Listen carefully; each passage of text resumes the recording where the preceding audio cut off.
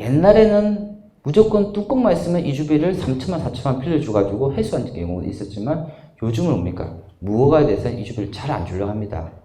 그래서 예전에 뭡니까? 자천범일 통합 3지구 있죠. 이 친구도 또 국공유지에 무허가 많았잖아요. 그때 이주비 안 빌려준데 엄청 시끄러웠다가 일괄 금액을 지급한 경우가 많았거든요. 그래서 이 이주비가 뭐냐면 여러분들이 투자 금액을 줄일 수 있는 방법이에요. 제 친구 재개발 김쌤 같은 경우는 솔직히 내가 잘하는 부분 인정해요. 뭘 잘하냐면 이 친구가 제가 봤을 때는 재개발에 계획 투자식으로 투자한 친구가 이 친구가 처음이었죠. 그 뭐냐면 경기가 안 좋을 때. 그럼 언제 투자했죠? 사업 시행 인가의 감정평가를 보고 투자했죠. 그때 투자를 하는데 토지 건물 가지고 있는 물건은 매매가가 3억 4억이에요. 전세가로 해서 낮추더라도 투자 금액이 뭐 1억 이상 들어갔죠. 근데 그 친구 잘했던 게 뭐냐면 땅은 내게 아니고 위에 무가죠, 무가. 무가 부분에 대해서 뭡니까? 감정평가를 해봤자 3천만 원, 4천만 원밖에 안 되는 거예요. 그래서 피를 1천만 원 더 주고 사더라도 그 친구 계산을 맞았던 게 뭐냐면 내가 피 2천, 감정가 2천짜리를 피 3천, 피 1천 더 주고 3천 샀잖아요. 그래도 그 1천만 원 더 준 건 어디서 건집니까? 이사비라든지 이주 촉진비에서 돈을 받을 수가 있는 거예요. 그리고 또 뭐냐면 예전에는 뚜껑만 있으면 뭐가 나온다 했죠? 이주비 나온댔잖아요. 근데 2천만짜리 60% 주기도 참 애매하잖아요. 그래서 이주 촉진을 빨리 하기 위해서 무허가 소유자에게는 1가 3천만 원 준다고 다 한 거예요. 그러니까 처음에 들어갔을 때는 투자 금액도 약간 들어갔지만은 이주 개시를 딱 통해 가지고 내가 돈 받을 거 이사비, 이주 촉진비 받고 이주비 일괄 받으니까 투자 금액이 제로인 거예요. 그렇게 해서 수원 쪽하고 이렇게 쪽에 있는 투자 금액을 거의 500천 단위로 우르르 사는 거예요. 그런 친구들이 어떻게 됩니까? 갑자기 2억, 3억이 뛰어버린 겁니다. 그러니까 어찌 보면은 경기가 한번 좋아졌다가 안 돌 때는 사업 시행가의 감정평가 보고 투자하는 것도 제일 좋고, 제일 투자의 첫 번째 원칙이 뭐냐면 투자자들은 투자 금액이 작게 들어가는 친구들이 제일 경쟁력이 있는 것 같습니다.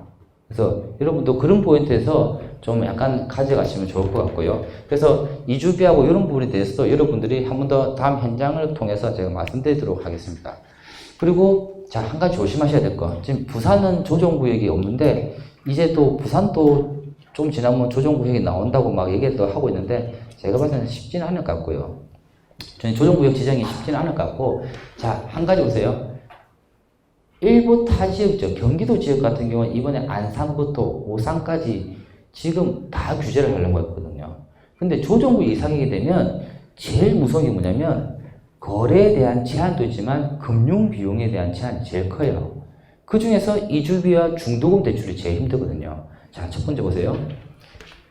만약에 우리가 부산의 예전처럼 조정구 이상이었다라고 하면은 첫 번째 규제받는 게 이주비죠, 이주비. 이주비 규제를 받는데요. 자, 한 세대가 한 채만 가지고 있으면 이주비는 일단 무조건 오케이입니다. 나옵니다. 60%. 한 사람이 재개발 집에 하나 가지고 있고 내가 다른 동네에 집을 가져서 두 채를 가지고 있다. 이 사람 또한 뭡니까? 조건부 승인이라도 이주비 대출은 60% 나와요. 맞죠? 근데 문제가 되는 게 뭐냐면 조정구역 이상인 곳에 집을 세 채 이상 가지신 분 있죠? 이분들은 이주비가 나옵니다. 실제로 남천 3획타워 재건축할 때요. 조정구역인 상태에서 이주를 나갔어요. 조합원 거의 800명인데 이주비를 못 받아가지고 몇 명이냐면 150명이 생긴 거예요. 그 사람은 집을 세 채 이상 가지고 있다는 거죠. 자, 여기서 포인트가 뭐냐면 이주 나가라 할 때 뭐랍니까? 올해 1월달부터 3월달까지, 6월달까지 나가세요라 다 얘기를 해주잖아요. 대다수 분들이 나가지만 못 나간 분들은 뭡니까? 이주비를 못 받아가지고 앞에 대출하고 전세 보증 못 갖는 거예요. 그래서 재미난 게 뭐냐면 조정구역 이상일 때 이주기간을 게시하는 거 있죠. 그런데 좀 관심 있게 봐야 돼요. 언제 보냐? 이주 시작하는 1월달부터 관심을 꺼놓고요. 이주기간 끝난 6월달 있죠. 6월달 되게 한 달 전에 있잖아요. 부동산 사무실을 진짜 살아보세요. 살아보시면 또 뭐가 나옵니까? 이주비가 나올 줄, 어디서 빌릴 줄 알았는데 못 빌려가지고 마음이 불안해가지고 금매물로 내놓는 사람이 있어요. 그래서 이주기간 끝나기 한 달 전에는 뭡니까? 그 구역에 부동산 사무실에 집중적으로 앉아있으면 2, 3천만 원이라도 싸물고 나올 수 있다는 거예요. 그래서 그런 부분에 대해서도 좀 여러분들이 알고 가시면 좋을 거예요. 또 한 가지 많이 물어보는 게 뭐냐면, 선생님, 저 조정구역이 아닌 곳에 이번에 관리처분 인가받아 이주비 받는데 제가 좀 대출이 많아요. 또 다른 데 이주비 대출 받은 것도 많다고 하는데 선생님 혹시 이거 안 나오는 거 아닙니까? 라고 하는데 일단 비조정구역이었어요. 내가 이주비 대출이 여러 개 좀 있더라도 어지간하면 집단 대출이랑 다 나옵니다. 하지만 조심하셔야 될 게 뭡니까? 중도금 대출죠. 조합원들의 추가 부담금에 대한 중도금 대출 자체는 여러 개의 중도금 대출이 있거나 대출이 많으면 안 넣을 수 있습니다. 아시겠죠? 그런 부분에 대해서도 여러분들이 생각하고 하셔야 돼요. 이제는 무조건 이주비 나온다 오케이가 아니에요. 나올 수 있는 사람도 많겠지만 안 나올 사람도 있다는 겁니다. 그래서 그런 것도 감안하셔서 가시면 좋을 것 같고요. 요것도 한번 참고해서 한번 보시면 좋을 것 같아요. 자, 나머지 요거는 지나가도록 하겠습니다. 자, 거의 이제 이론 직역 부분은 거의 끝나가는데요. 자, 이보세요. 제가 이번에 말씀드린 거 뭐냐면 여러분들이 지금 경기가 좋으니까 이렇게 뭡니까? 퇴근하고 와서 이 공부를 하시는데 제 같은 경우는 정비 사업을 한 15년 하다 보니까 15년 중에서 웃는 날이 한 4년, 5년? 약간은 주춤하게 있었던 날이 한 5년, 죽을 만큼 힘들었던 날이 한 3, 4년 있는 것 같아요. 그러면 뭐냐면 재개발장들은 15년 중에서 좋은 날이 한 3, 4년밖에 없었다는 건데, 자, 여기서 보시면 경기가 좋을 때 어떻습니까?